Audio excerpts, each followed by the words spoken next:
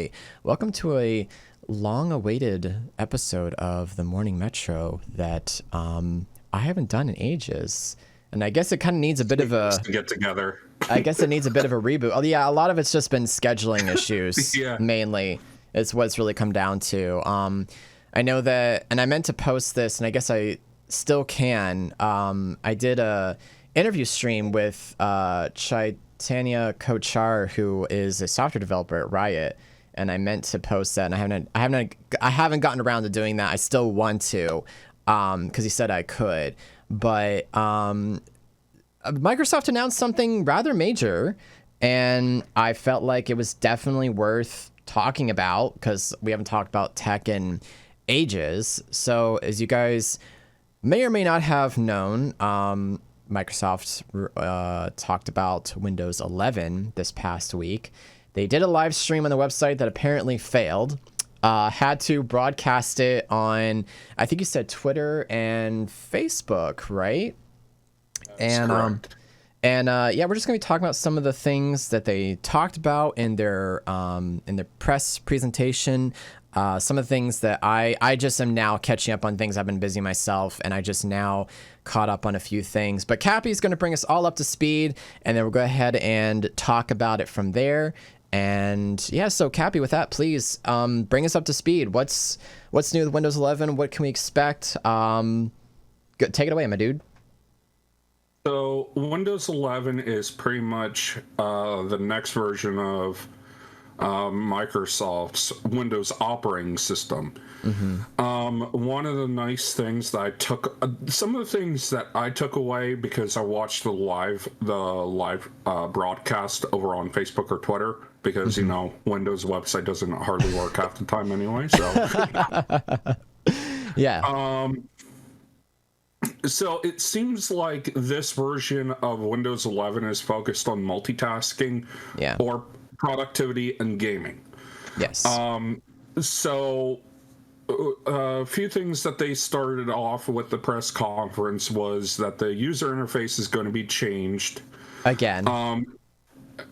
It is going to be changed drastically to those who are used to the start menu being on the left-hand side. It is now going to be centered, and it has a feeling of UI or user interface similar to the Mac OS. Yes. I did notice that, actually. Yeah. Thought that was very interesting. At first, I'm thinking that this is going to be a problem for people who are used to the default Windows layout. But one of the key features that Microsoft has said that's going to be in Windows 11 is that you can move the start menu from the center or to the left where it's traditionally at, and you can also have the start button or the start menu button, whatever you want to call it, in that same corner as well. So those who are used to that, there will be some configurations that you might need to do out of the box and stuff like that. The other nice thing is that those who are already subscribed to or have installed Windows 10, this will come as an update rather than a fresh installation.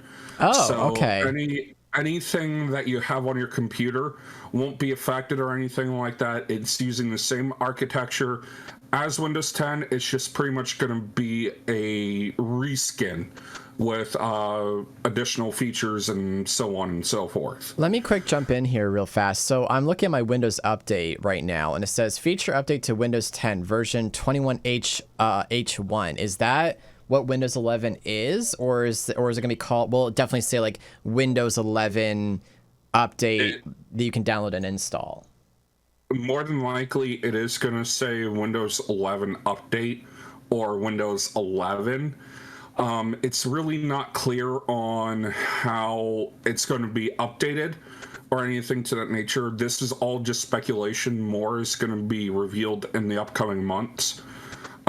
Probably around, I want to say, October September October timeframe, because it is going to be released in the Q4 of 2021, so near the holiday season. Yeah, as JT just put in chat here, Windows 11 is slated to be released holiday 2021. Yeah. Let's kind of like break this up a little bit. So we talked about UI a little bit, so I want to discuss that somewhat. And so I want to try to take some of this information sort of in parts, kind of discuss a little bit, expand it out, and then come back to more of the release note information.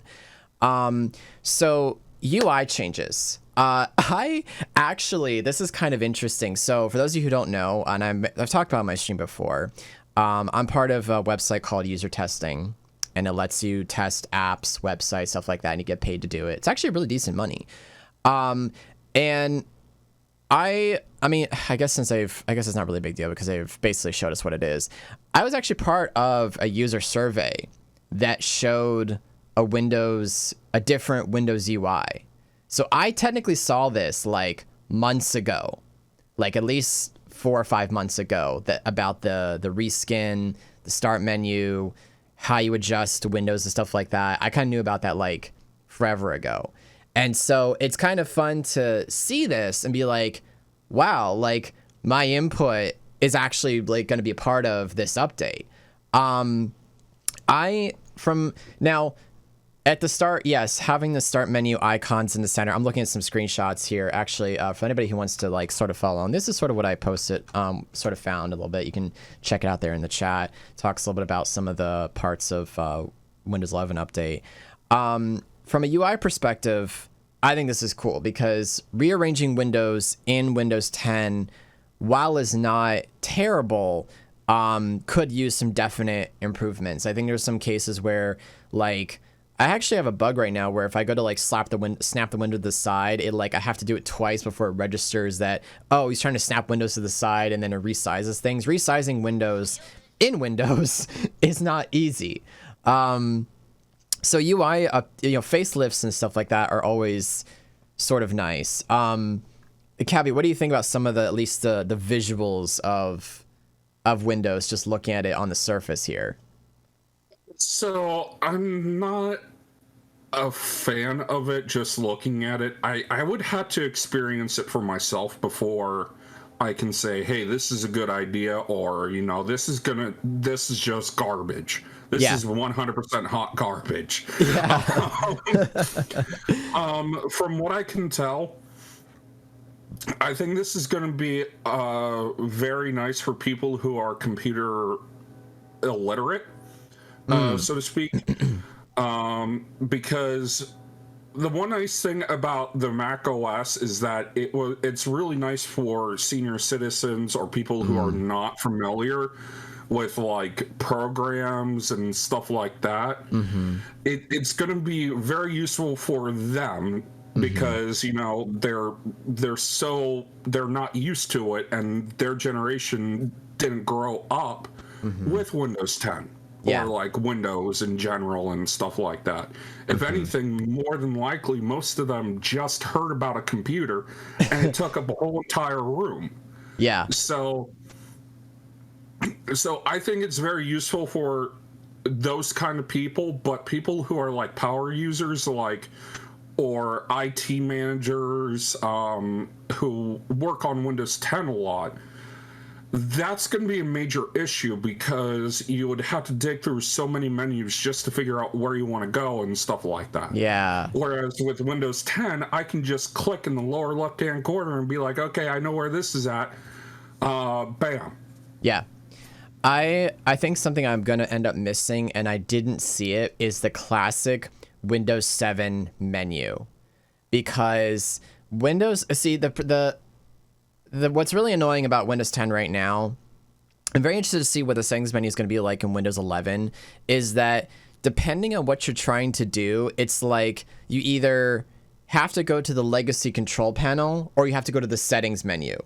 And that's really annoying because it's just a very like, where am I supposed to go? It's like having two different menu panels and stuff. So what I'm hoping is that the settings menu is finally just, now I am going to miss, I felt like the old legacy control panel was way more straightforward than Windows settings. I'm sure you could probably test this, Cappy, where you have to like jump through.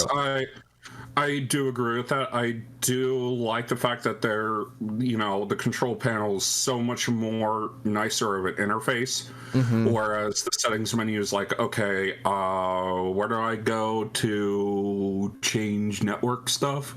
Yeah, network especially if you're talking about a Wi-Fi adapter, that gets to be a nightmare. Yeah, that's the worst. So UI is going to be interesting. I'm definitely looking forward to that. I guess trying it out and stuff. I really wish I could try this in a VM first before I like actually commit to this, you know? So some of the other things, so kind of backtracking just a little bit. So UI, so some of the other stuff that you had covered before we go any forward. So I'm trying to remember all the things we covered here so far. So you have to refresh my memory. So it wasn't just UI. There was what else we had just talked about here that we could discuss a little bit more. So one nice thing that Windows is implementing in this update or this operating system is that if you use a dock or like disconnect from an external display, yes, Windows will automatically remember how you had that set up. Yes, which is a really nice feature because with my work and what I do for a living, I'm always up and going from my desk to like a workbench or something similar to that. And that is one feature that they should have had in Windows 10 from the get-go. Yes. I understand that it took some time to develop and stuff like that, but that's one feature I'm really looking forward to. As am I, yes. Because, as of right now, my dad has a laptop for work. So I have a little bit of a story, by the way, kind of a cool story. My dad bought this, and I didn't know you could do this. Apparently USB 3 can carry display output. There's this company called J5 Create, and they make like this external graphics card over USB 3 that plugs into 2 HDMI ports. But I can see for someone like him where, like, if he uses displays at work, and then if he uses like if he unplugs it and instead of it auto rearranging, it would just go right back to the way it was. Actually, I saw a bigger issue when I went from my 980 Ti to my 3060, and like most of my desktop, I think it felt like my monitors almost had to like kind of reshift them. And so I'm wondering, how's that going to affect, like, if you upgrade a part or if you're on a laptop or whatever, Now, I think most of the time, at least in my experience, I haven't had too much of an issue with Windows remembering where a screen was. So unless there's just those weird edge cases where people have had that issue, I haven't had that issue, but I think that's really nice that that's like in there and definitely going to be in there, and it will remember where something was from your last session that you had. So that will be really great for all kinds of people, I'm sure. Productivity has been improved. Virtual desktops, you can now change wallpapers individually. I actually never use virtual desktops, gonna be honest. I use it all the time. I have enough trouble with window management on just 3 screens. Never mind virtual desktops, my dude. So whenever a program would lock up on me or anything like that, I would always throw the task manager on a virtual desktop and just switch over to that quickly and just end the program right there. That's not a bad idea, actually. That's pretty cool. I'll have to remember that one. There's also been improvements to the snap feature, before I forget to mention. Yes, go ahead. You can now, if you click on maximize or minimize, I forget which one it is, you can there's actually quadrants you can click on in that pop-out menu. Yes. And it'll automatically snap to whichever corner you appear on. Yes. Or whichever one you click on, and they'll automatically snap to there. Very cool feature. Yeah, that's gonna be really That's gonna be really Other features and stuff like that. It's kind of. go ahead. I'll talk. Go ahead. Your turn. I'll wait. It's fine. I'm sorry. You're good. When I get into a subject I really like, I usually tend to steamroll. You're when fine, I don't it's all good. It's a talk show. We're chilling. It's all good. It's fine. So some features that, or some software that's actually being implemented now is the Xbox Game Pass is going to be fully integrated into Windows 11. That's cool. That's going to be very cool. So pretty much, I think the whole entire Xbox is going to be implemented in Windows 10. Windows 11. So basically, your computer isn't just a computer; it's also an Xbox. Then I say, right? Is that correct to assume? Yeah, pretty much. Pretty much. Okay. It will never auto HDR. We won't have we won't have console versus PC discussion anymore, right? We're just like, well, I am an Xbox, and so are you. Sorry. Go on then. Okay. Auto HDR is going to be automatically enabled for most graphics cards. Mm-hmm. AMD Fidelity FX is going to be in there too. That's yes, I forgot about that. Dude, thank you for reminding me of that. You're welcome. Yes, I was just watching Epovox's video about this. Now, the auto HDR, Epovox did mention in his video that for like, I'll see probably the HDR stuff, but when you're streaming, because of how streaming and encoders work, your stream may not see the HDR because it'll just be an SDR stream rather than like an HDR quality. So like, you know, I'll see like this amazing, I assume I'll see this amazing quality, and then, but the stream won't see that because just the way the encoders work right now, you know, because we're using, I think it's the AVC encoder, at least on Twitch anyway, until like maybe like AV1 or something changes. Your Twitch stream or whatever stream you're doing may not actually see that, but it is cool that it is in there. Yeah, definitely. Oh, what else is going to be implemented? Teams is going to be fully integrated now. That's actually a borrowed tech from Skype, from what I understand. Some of it. No, it's actually a brand new system. Skype is actually. So while we're on the subject of software. Yeah, go ahead. The following apps are going to be removed from Windows 11. Uh-oh. OneNote for Windows 10, obviously. 3D Viewer, Paint 3D, and Skype are going to automatically be removed from Windows 11. Dun, dun, dun. I mean, honestly, who really uses Skype anymore? Well, I mean, we're on Discord, obviously, but I never, from day one, I never used the 3D Paint or anything like that because, let's be real, you have Blender. Like, if you want to do anything in 3D, just use Blender, Unreal Engine, the list goes on. I don't know what they're for. I don't know how they work. I maybe opened it for like 5 minutes and then closed it because I was like, okay. So continue. Should we go to updates now, or? Yeah, I guess we can talk about updates. Sure, that'd be. We can go and talk about that. Yeah. Updates are now in a new cadence cycle instead of bi-yearly. So like every 6 months, it is now yearly. Okay. That's just for feature updates, but security patches, so on and so forth, are going to be updated as needed. If you work in a EDU, oh yes, Internet Explorer will also be totally gone for Windows 11. Yay! I completely forgot about that. Thank Let's you. Applaud this really quick.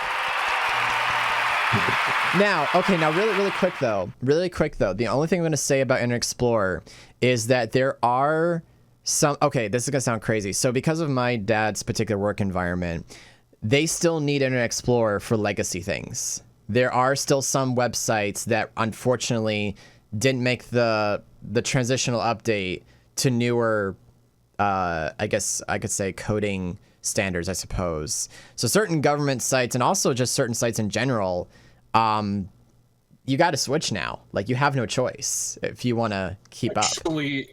Actually, no. So in Microsoft Edge, they're actually going to introduce a compatibility mode Oh, of course they for would. Internet Explorer 11 Of course or they would. Internet Okay. Explorer. All right. So the Internet Explorer application will be gone, but there'll be compatibility Yes. mode inside Edge. Okay, that makes sense. Yes, exactly. Okay. Educational and enterprise lifecycle is now going to be 36 months instead of 30. So What is pretty that? much, Yeah, what does that mean exactly? so pretty much right now in Windows 10, each version of Windows 10, like 1809, 1903, 1503, so on and so forth, all have a life cycle from their release date to extended 30 months. Okay. The reason why that is so that way educational and enterprise administrators can thoroughly test to see if it's capable on their network. Okay. So right now the cycle is basically 2.5 years Okay. for each version of Windows 10. This will actually bump it up to three years on the nose for Windows 11 to really support the educational and enterprise systems. Okay. That's good. Traditionally, in like a home environment, it's usually 24 months for each version of Windows 10. Okay. But pretty much in Windows 11, starting on the release date for educational and enterprise users is going to be 36 months for the first version, and then 36 months for the second, 36 months for the third, 36 months for the fourth, so on and so forth. Gotcha. Okay. Cool. Which is really nice because we don't. I work in the educational system, and it's extremely hard for us to keep pace with the current cycles of Windows 10.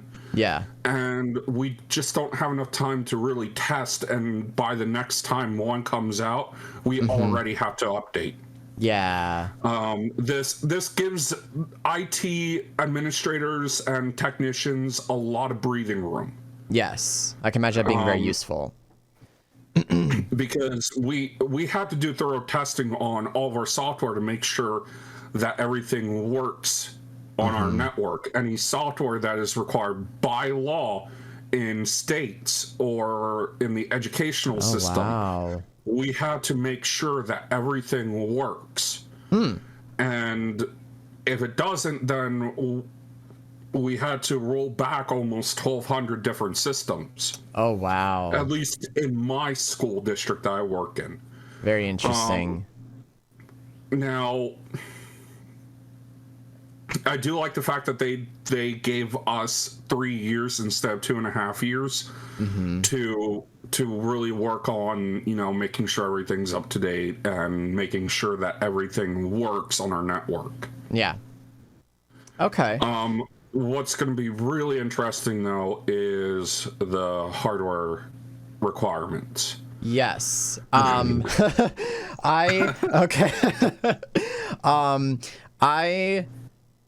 watched that part from EpoVox.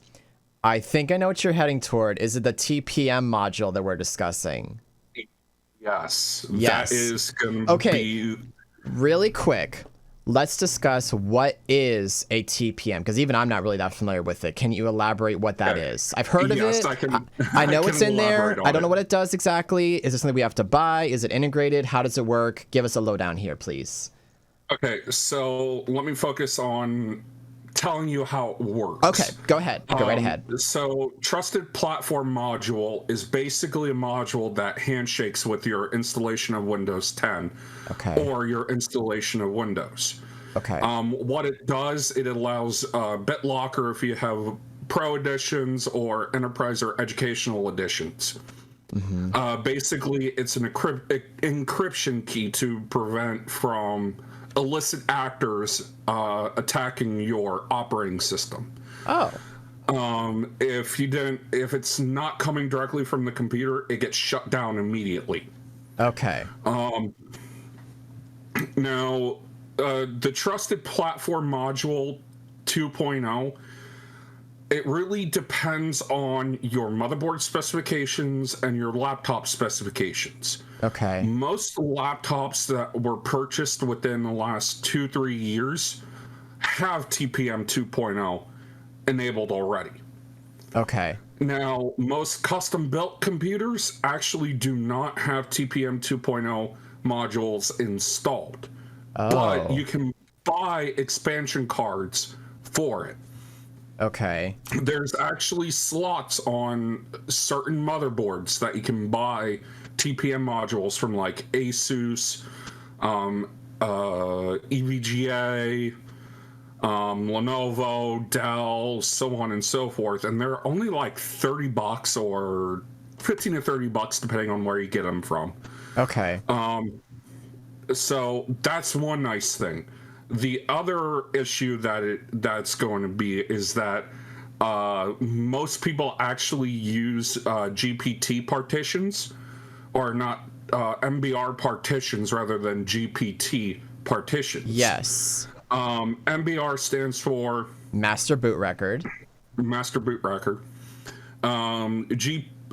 General GPT, I believe, stands for General See. Partition Table, if I recall correctly. It's called a GUID partition table, is what it Okay, stands for. I was somewhat close. Yeah, it's okay. Most people are still using MBR rather than GUI partition table. I don't think that's going to be a major requirement right now. It's just looking like that's going to be right now one of the installation requirements. Okay. So the full list of installation requirements are as follows: CPU 1 gigahertz or faster, RAM 4 gigabytes, UFEI BIOS with secure boot with TPM 2.0, internet connectivity, and a Microsoft account. No offline installation. I don't know if that's going to change in the future, because with the leaks that have been revealed, you can install offline. Yes. Because the current way to install Windows in offline is really just disconnecting the Ethernet jack. In fact, when I went to custom built the White Yeti in its 2.0 configuration, I left the network card completely unconnected like the entire time I was setting it all up. So, because I know it sounds really dumb, but I like offline accounts, and I'll tell you, there's two reasons for this. One, if I forget what my Microsoft password is, or if 2FA or something fails, I'm locked out of my computer. Two, when I used to do computer repair, one of the biggest issues that we ran into as ITs was that we couldn't crack the user's login without having their Microsoft password. Whereas if it was an offline local account, there was a particular utility that allowed us to break the password to get into their PC to do the troubleshooting we needed to. So I hope that there is a way to do a local login so that from an IT perspective, and Cappy, I'm sure you completely understand this, you can troubleshoot and fix a user's computer very easily. Yes. So I don't know how that's going to handle. I don't know how they're going to handle no offline installations. I'm sure they're going to release something later down the line like, hey, we're just going to allow offline installation. Yeah. But it's kind of hard to say if it's going to be fresh installation of Windows 11 or is it a pre-existing installation of Windows 10, because this is going to be available in an update. It's just not much is known right now. Pretty much all of this is just future speculation at this point until Microsoft releases something in the future. And then for the last requirement is graphics card that is DirectX 12 compatible. Most graphics cards nowadays are DirectX 12 compatible. So Yeah. it's kind of just like, hey, you know, if you have an older style graphics card, I don't know, like a GT 720 from NVIDIA, or a Radeon, older style Radeon graphics card like the 5600, you Mm-hmm. might run into issues there. But in Yeah. all honesty, if you have any of those graphics cards, you should have updated. Yeah. So a couple of things run through my mind with a few, and I do have the specs up on my computer or up on my screen here. The TPM module, I'm going to return back to really quick. I actually don't know if, like, because we have two laptops in the house, actually technically three, because my dad has one for work. I don't know if they're going to have TPM compatible chips in them, because my laptop, like, it's not that it's old, but I haven't actually dived into it. And my mom's laptop, I don't know if it's going to have it in there or not. So it's like, if you don't have it, you just can't straight up upgrade to Windows 11 either? Is that basically we're going to be, you just can't upgrade because you don't have this TPM chip? Or do you think that they might ease up on that for some legacy systems? Because Windows is usually pretty friendly for legacy devices, right? Give me one moment. Sure. Sorry. Apparently you need TPM 1.2, and that can be updated in the BIOS on basically any system that isn't super old. Does that sound right? That's correct. It is usually firmware. Okay. Yeah, go ahead. I was just reading the chat discussion. That Slythe. Sorry. Just call him Slythe for Sorry, short. but yeah. Slythe asked in the Twitch chat. Apparently, you only need TPM 1.2, and that can be updated in the BIOS on basically any system that isn't super old. Does this sound correct? That is correct. You can actually update, because usually TPM, Trusted Platform Module, is just a hardware chip.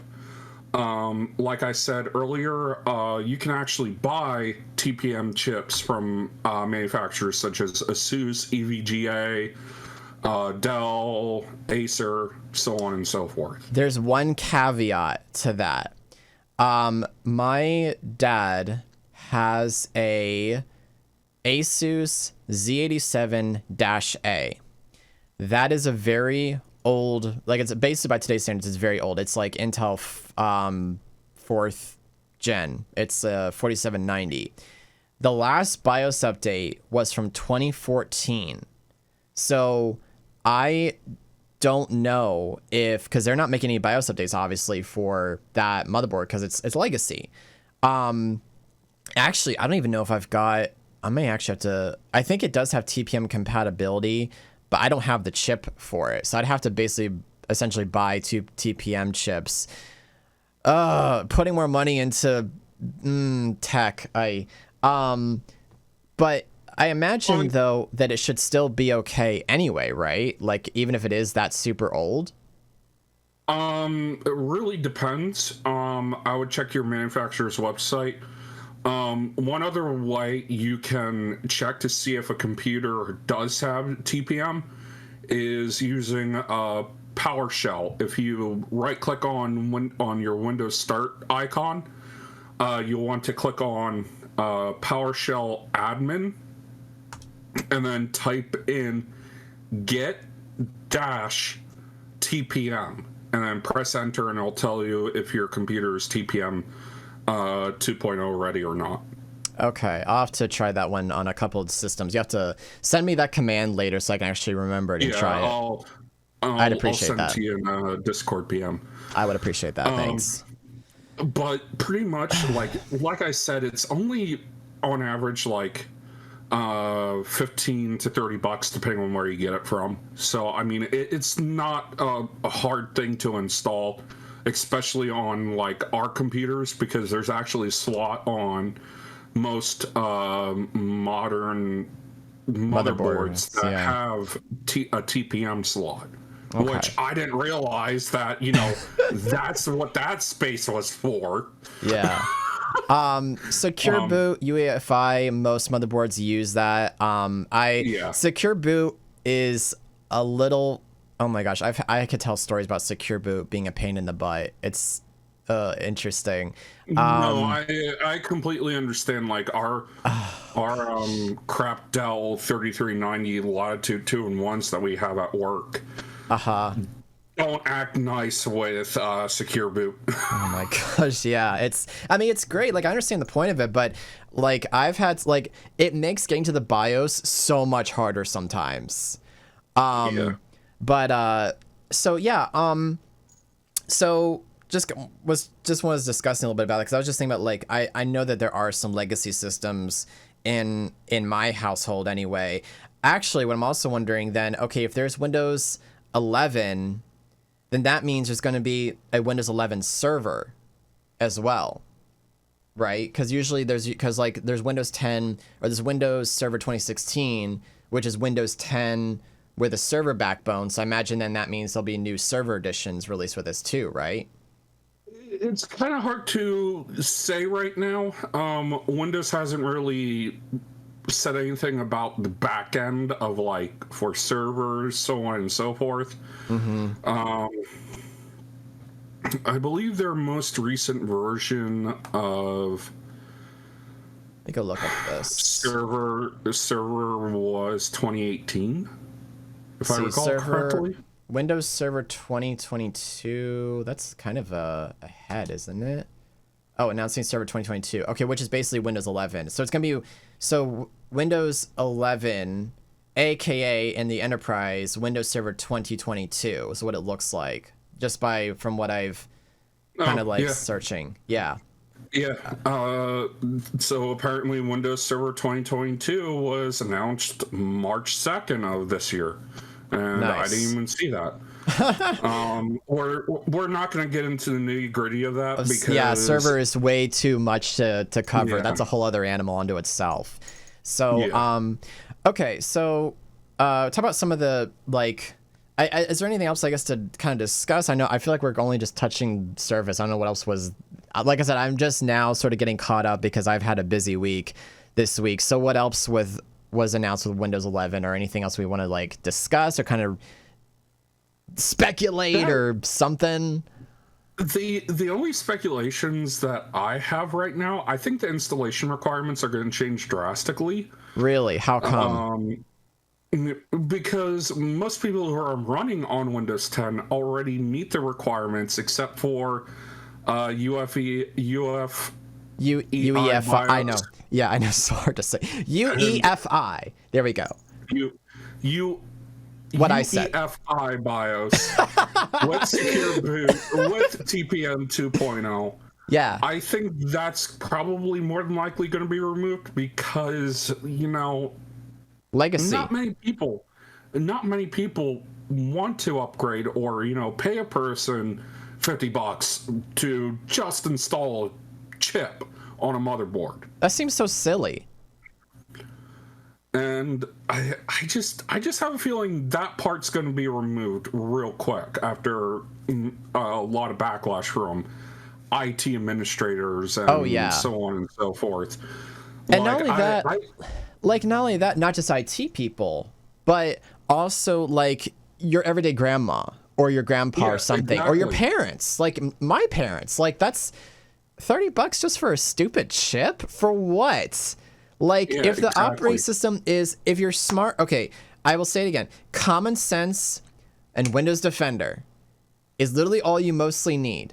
As long as you're smart about what you're doing and you don't go to a sketchy site, you don't need it. Actually, the other issue that I'm gonna speculate here, if theoretically, if you have to put a TPM chip in your motherboard, how does that affect games such as Valorant that uses a kernel driver for anti-cheat? Because if it sees it won't affect it in any way because it is literally part of the firmware for Windows 10, Windows 11. Okay, that was just a speculate. I was just like, what if, like, it sees it as like you inserted this thing. Does a TPM even show up as a hardware device in Windows? Like, I've never actually looked at this. No, it's Really? not viewed on the device manager or anything like that. Oh. It's just literally like a security chip, like Oh, okay. I I want didn't. to Hey, say I was like just a YubiKey, like a okay. YubiKey, like with two-factor authentication. It's Okay. just another way to really be okay. You executed this command. Okay, we're gonna let it run through. Okay. Think of it as like a dam, so to speak, like with water and stuff like that. Okay. That's better. Um, yeah, oh, the other thing that they talked about was threaded optimization in Windows 11. I don't That know much was about that. Like, I didn't hear much about that I in Windows caught it 11. from Linus's channel Tech, what was it? The Tet Linked. And some Uh, other places they were talking about threaded optimization for Windows 11, which like I don't know how that's actually going to like look or feel. Let me see if there's any like threaded. Let's see if there's any information about this online that I can quick pull up or not. Um, yeah, there was some other. I feel like there's so much to this. I wish that like I wish we knew more about it. I know a lot of this is just like early information and stuff, and I'm sure we'll come back around and revisit this. We were talking about also so Windows Update and feature updates and stuff. I guess like nobody ever notices background updates. Like we already kind of get them, and then they sort of that's the reiterated. one feature I forgot to mention. Sorry. Yeah, no, I know we talked about. I'm trying to remember everything we talked about. There's so much. There's so much content here. I'm trying to like catch Yeah. everything. So let's talk a little bit about the updates now versus what it's going to be, or speculate what it's going to be. Smaller. Smaller updates. There's gonna be it's gonna be more optimized how Windows gets its updates. So instead of like the large updates that we get right now, I want to say on average like a half a gig to 1 gig, depending on the patch update. Mm-hmm. It's actually going to be smaller than that, which is a nice thing for those who are on data caps Mm-hmm. and limited broadband and so forth. But it's hard to say.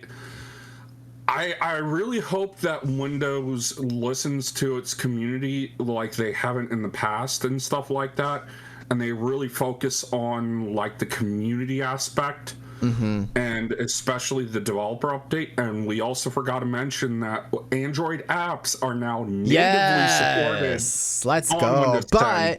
But you have to sign But into your Amazon account. yeah, Now, it's through the Amazon Web Store, which I I'm sure people are going to find a way around that. I have to ask a question. All right, so I've got my Android phone sitting here, which by the way, it's actually done charging. Yay! But I have to I ask. forgot to plug mine in. One moment. I have to. Oh, he's like got headset off. All right, so we're gonna take a bit of a pause. Amazon is a deal breaker. I could see that. I'll crap. I have to actually wait for Cappy to put his headset back on before I can still hear you, Greg. You can still hear me. All right, cool. My question that I have to ask is: when you set up your Android phone, you use your Google account to sign in. So my question is, why didn't they just implement Google sign in versus Amazon sign in? Because I don't sign into Amazon on my phone. I sign in to Google for my like synchronization and phone apps and stuff. All right, I'll wait till I don't know if he's on a wireless headset or if he's muted or what. But So it's kind of hard to say if it's going to be. Oh, you okay my over there? desk is so big; it's so hard for me to get to and from it. Oh wow! All right, continue. So it's kind of hard to say, but like I said, I'm pretty sure you're gonna have to sign in through your Amazon account, at least for the time being, and then I'm sure people will find a workaround to be like, oh yeah, you can just use the app Google Play Store or use BlueStacks. I've used BlueStacks, and unless you have virtualization enabled, it is not a fun experience. I have yet to even try virtualization on my AMD platform because I was trying to originally, before I got my S10e, I was gonna try to play Wild Rift on my computer, but then I got my S10e, and then I was like, oh, I can just install Wild Rift and it works great and stuff. But Android gaming on the computer, a lot easier for streamers. Because as of right now, I have to use Samsung Flow to screen cap and send to my computer over Wi-Fi. If I could do like an easier implementation of Android apps on my computer, that makes that process a whole lot easier. Yeah, no, I agree with that. But I mean, with my cell phone, I can just plug it into a USB 3.0 port or USB Type-C port, and it automatically shows on my screen. So I could probably do that. I'm just being a pleb about how that works. I don't know. I've never actually dove into it, but oh, okay. I'll have to look into doing that at a later time. But yeah, so Android apps is gonna be really fun to use because like sometimes I don't always want to use my phone for like I can go to Instagram on the web browser, but like Instagram on web browser versus Instagram on the phone feels like a different experience. What I'm hoping for is if it's Android, so for content creators, again, if it's Android apps on your phone, does that mean posting to places like Instagram and TikTok will be easier? Because you could just like hit the little, there's a little plus icon usually most places where you can like upload content. So I wonder if it'll be easier for content creators to post to those platforms. So you could put like fully edited content and not have to go to like TikTok.com or Instagram.com where you can't even upload photos at all. Maybe, hopefully, I don't know. It looks, there's some demo of like TikTok on desktop and I forget what it looked like. I don't even know if the plus icon was a thing to use, but yeah, I don't know. It's cool. It should be interesting. Now, are they still gonna have like the Ubuntu or Linux integration in Windows 11? Because I know yes. So because Android is Linux based, it right. Basically, yeah, it's gonna be in there. I mean, that's a no-brainer. Okay, cool. Trying to think of this. Have we covered everything about this, or is there anything more to discuss, or what? I think that's pretty much it. Like the really things that really matter to general consumers. I mean, other than that, it's just back end stuff for like IT administrators and stuff like that. So, let's see. The new terminal window looks awesome as a coder. I mean, definitely. Let's see. There's some other chat. Most people don't see it as just a chip. They will get pushed to buy new devices. Yes, I can see this being. Yeah. I could see that too. While I understand that people are like in an economic situation still because of the pandemic, yes, that we've had last year. Oh, chip shortages for TPM chips. Yeah, oh. I just realized that could actually be a problem. Yeah, that I could actually also be a problem too. Sorry, I have to do this. Sorry, I'm done. I had to put that in there. Yeah. Ooh, you suck. Yeah. Yeah, because that's the thing. Because, like, unfortunately, one of the things that happens with, like, any OS update is that people get product gets pushed. And in my personal opinion, real quick, I think that's a good thing too. How so? And also a bad thing because pretty much economic wise, in order to really, fulfill the economy, you have to purchase stuff. Yeah. So, but and I also understand on the other foot, people are strapped for cash still because of the pandemic and stuff like that. So yeah. I mean, I guess. if a person can afford it, yes, go ahead and buy a computer. If not, try to see if you can get one installed on your computer through a local mom and pop shop Mm-hmm. or anything to that nature, because usually a TPM chip is not that hard to install, especially on a computer or Mm-hmm. like a desktop like Grids and Eyes laptop Yeah. or desktop, because I have at the time a high-end motherboard. So Yeah.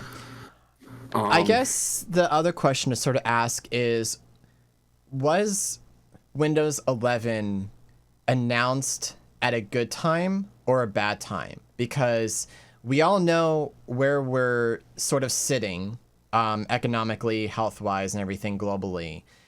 And people are just trying to get through what they may or may not have lost in the past year. And so my yeah. question is, I was this an awkward time? Was this a good time? Was it just to give somebody something to look forward to? In my personal opinion, I don't think this was quite the smart time to do this. I feel like I would have saved. You know, it's one thing. It's one thing if it's like game announcements, right? Because we're all looking for something new to play and Yeah. stream and all that, right? But it's not a good time to announce something that potentially is your money making platform. Like, let's be real, my streaming to some degree is a form of money To making some platform. degree. Okay, some degree. I mean, I have other side money things as I discuss with user testing and everything, but still, a great majority of people use their computers for money making purposes. If you're a coder or programmer, whatever. But there are some of us that like, I mean, I guess my only question is how long of support. Well, no, actually, I already know the answer to that question. The support thing for Windows 10 was up to 2025. But then because there's some people still running Windows 7 right now. So is Microsoft going to be willing to support Windows 10 beyond the 2025 expiration date like they have with Windows 7? Or is this going to be like, nope, you got to get this now or we're going to force this update on you? Um,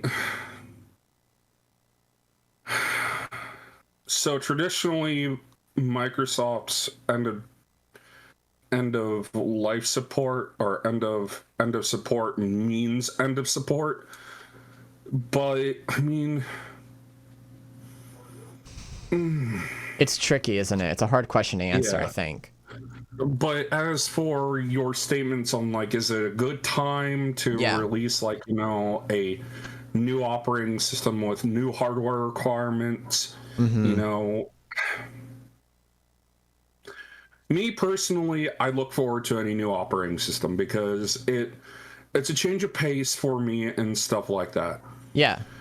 But I can understand like a person who may have lost their job during the pandemic or may have fallen on financial burdens or the pandemic. Mm-hmm. I could see that be a major issue for them. Yeah. And especially for content creators and so on and so forth. Yeah. But in my personal opinion, I think Microsoft is either one going to get rid of the UEFI BIOS with Secure Boot along with TPM 2.0 in the near Mm-hmm. future, or as GT Red Wolf says in chat, I can see them extending it to 2027. I Yeah. could see it happening either that way or the other way, or they're just going to say no, we're just going to continue supporting Windows 10. Like